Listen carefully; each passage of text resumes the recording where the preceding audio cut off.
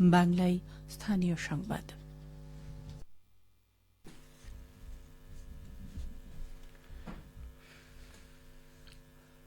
আসসালামু আলাইকুম।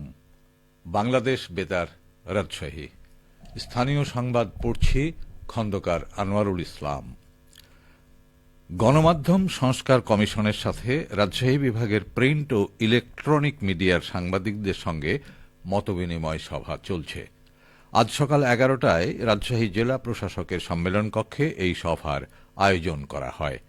অনুষ্ঠানে উপস্থিত আছেন গণমাধ্যম সংস্কার কমিশনের প্রধান কামাল আহমেদ, সদস্য সচিব কাজী জিয়াউল ওয়াসেদ, সদস্য শামসুল হক জাহিদ, কামরুন্নেসা হাসান, গীতিয়ারা নাসরিন, জিমি আমির ও মোস্তফা সবুজ। মতবিনিময় সভায় রাজশাহী বিভাগের ৮ জেলার প্রিন্ট ও ইলেকট্রনিক মিডিয়ার সাংবাদিকরা অংশ নিচ্ছেন। রাজশাহীর দুর্গাপুর উপজেলা প্রশাসনের আয়োজনে ৪৬তম জাতীয় বিজ্ঞান ও প্রযুক্তি সপ্তাহ উপলক্ষে ২ দিনব্যাপী বিজ্ঞান ও প্রযুক্তি মেলার উদ্বোধন করা হয়েছে। গতকাল উপজেলা পরিষদ চত্বরে মেলার উদ্বোধন করেন উপজেলা নির্বাহী কর্মকর্তা সাবরিনা শারমিন। এ সময় উপস্থিত ছিলেন সহকারী কমিশনার সুমন চৌধুরী, উপজেলা মাধ্যমিক শিক্ষা অফিসার দুলাল আলম সহ কলেজ ও সকল মাধ্যমিক শিক্ষা প্রতিষ্ঠানের দায়িত্বরত শিক্ষক শিক্ষিকাবৃন্দ। উদ্বোধন শেষে মেলার স্টলগুলো পরিদর্শন করেন অতিথিবৃন্দরা। মেলায় ১৪টি স্টলের মাধ্যমে বিভিন্ন উদ্ভাবনী প্রদর্শন করা হয়। মেলায় উপজেলার বিভিন্ন বিদ্যালয় ও কলেজ থেকে আসা শিক্ষার্থীরা প্রযুক্তি ব্যবহার করে বিদ্যুৎ সাশ্রয়ী জীবনধারণ, সৌরজগতের গঠনের কার্যক্রম, প্রত্যাশিত নগর, পরিবেশ সুরক্ষার মডেল, বর্জ্য পদার্থ থেকে বিদ্যুৎ উৎপাদন, স্মার্ট বাংলাদেশ বিনির্মাণে ক্ষুদে বিজ্ঞানীদের চিন্তাভাবনা, স্মার্ট অ্যান্ড ডিজিটাল বাংলাদেশ প্রকল্প সহ নানা উদ্ভাবনী প্রদর্শন করছেন। রাজশাহীর মোহনপুর উপজেলায় সার ও বীজ ডিলারদের সাথে মতবিনিময় ও পরামর্শ সভা অনুষ্ঠিত হয়েছে। গতকাল উপজেলা কৃষি সম্প্রসারণ অধিদপ্তর উপজেলা পরিষদ সভাকক্ষে এই সভার আয়োজন করে। উপজেলায় বোরো ধানসহ অন্যান্য রবি ফসলের আবাদ ও উৎপাদন বৃদ্ধির লক্ষ্যে আয়োজিত সভায় উপজেলা কৃষি কর্মকর্তা কামরুল ইসলামের সভাপতিত্বে প্রধান অতিথি ছিলেন উপজেলা নির্বাহী কর্মকর্তা আয়শা সিদ্দিকা। সভায় বীজ ও সারের সরবরাহ স্বাভাবিক রাখা সহ সরকার নির্ধারিত মূল্যে কৃষি উপকরণ, সার ও বীজ বিক্রয়ের জন্য ডিলারদের পরামর্শ দেয়া হয়।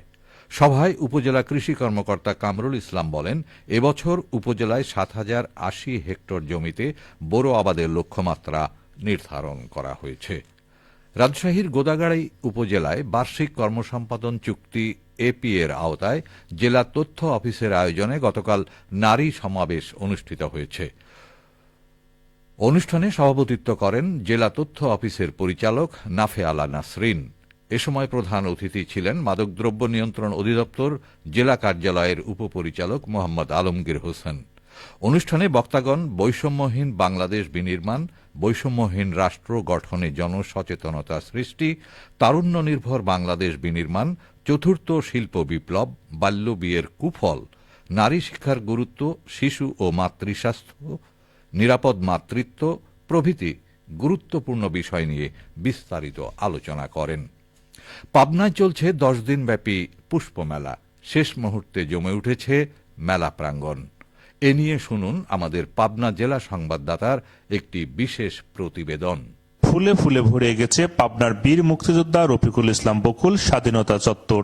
সেখানে ছোট বড় ২০টি ফুল ও ফলের বাগান নিয়ে বসেছে মালিকরা। এ চিত্র পাবনার পুষ্প মেলার। ১০ দিনব্যাপী এই মেলা শুরু হয়েছে গত ১৪ জানুয়ারি এবং শেষ হবে আগামী ২৪ জানুয়ারি। বেচাকেনা ভালো হয়, মেলায় আগত ক্রেতা ও বিক্রেতা উভয়ই খুশি। হয়তো ঘুরে ঘুরে মানুষ গাছপালা কিনতে পারে না, চারা কিনতে পারে, কিন্তু যখন এখানে আসে তখন নানা জাতের ফুল দেখে কেনার আগ্রহ যায়। বহু রকমের আছে, বেচাকেনা ভালোই হচ্ছে, খারাপ না। বেচাকেনা খুবই ভালো হচ্ছে। জেলায় ফুল চাষীদের আগ্রহী করে তুলতে এই মেলাকে গুরুত্বপূর্ণ বলছেন কৃষি সম্প্রসারণ অধিদপ্তর পাবনার উপপরিচালক ডক্টর জামাল উদ্দিন। নার্সারি মালিক সমিতি এই ফুলের মেলা আয়োজন করেছে এবং প্রতিদিন এখানে এলাকার আশেপাশে যারা উৎসুক ফুল প্রেমী আছে তারা এখানে আসেন, তারা তাদের কাঙ্ক্ষিত যে ফুল এবং ফুলের চারা তারা সেখান থেকে সংগ্রহ করেন এবং এই ক্রমান্বয়ে তাদের এই উদ্যোগ মেলার মাধ্যমে ফুলের যে বাজার এই জেলায় সম্প্রসারণ হয়ে যাবে এবং আগামীতে আমাদের যে ফুলপ্রেমী যারা ফুলকে ভালোবাসে তারা তাদের কাঙ্ক্ষিত ফুলগুলো এই মেলা থেকে সহজে পায়। মেলায় অন্তত 30 লাখ টাকার বেচা কেনার আশা করছেন আয়োজক সংগঠন পাবনা নার্সারি মালিক সমিতি। শামসুল আলম, পাবনা জেলা সংবাদদাতা, বাংলাদেশ বেতার, রাজশাহী। তারুণ্যের উৎসব উপলক্ষে নাটোরে জাতীয় গোল্ড কাপ ফুটবল টুর্নামেন্ট শুরু হয়েছে। আজ নাটোর স্টেডিয়ামে টুর্নামেন্টের উদ্বোধন করেন জেলা প্রশাসক আসমা শাহীন।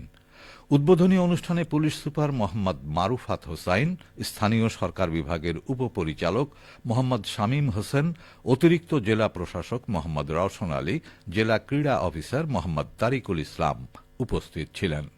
তারুণ্যের উৎসব উপলক্ষে অনূর্ধ্ব 17 বালক ও বালিকা পর্যায়ে ফুটবল প্রতিযোগিতা অনুষ্ঠিত হচ্ছে। জেলার 7টি উপজেলা এবং নাটোর পৌরসভা দলের অংশগ্রহণে টুর্নামেন্টের উদ্বোধনী খেলায় বালক ও বালিকা পর্যায়ে অংশগ্রহণ করে নাটোর সদর ও লালপুর দল। আগামী 24 জানুয়ারি ফাইনাল খেলা অনুষ্ঠিত হবে।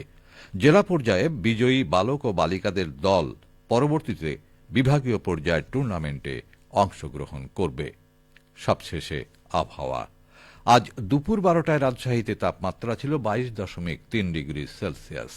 এ সময়ে বাতাসে আপেক্ষিক আর্দ্রতার পরিমাণ 62%। রাজশাহী ও পার্শ্ববর্তী এলাকায় আজ সূর্যাস্ত সন্ধে 5:42। সংবাদ শেষ হল। আমাদের পরবর্তী সংবাদ দুপুর 2:05।